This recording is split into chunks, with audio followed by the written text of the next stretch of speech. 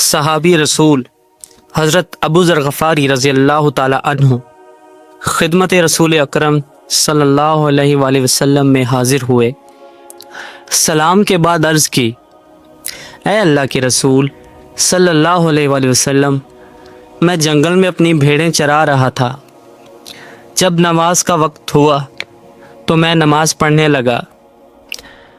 اس وقت ایک بھیڑیا آیا اور اس نے ایک بھیڑ کو اٹھا لیا۔ اچانک ایک شیر نے اس بھیڑیے پر حملہ کیا اور بھیڑ کو چھڑا کر میری بھیڑوں کی رکھوالی کرنے لگا۔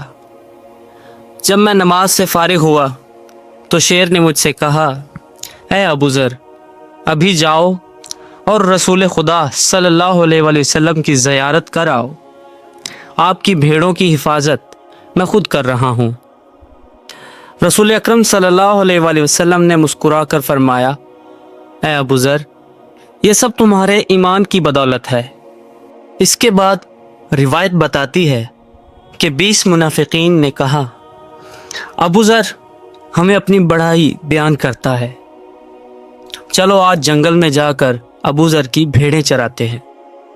جب یہ منافقین جنگل میں پہنچے تو کیا دیکھا کہ ابو ذر کی بھیڑوں کو ایک شیر چرا رہا ہے۔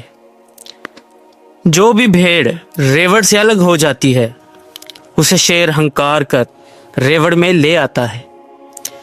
منافقین کو دیکھ کر شیر بقدرت خدا ان سے مخاطب ہوا، اے گروہ منافقین، یہ تو ابو ذر کے ایمان اور معرفت کی بلندی ہے کہ میں اس کے ریوڑ کو چرا رہا ہوں۔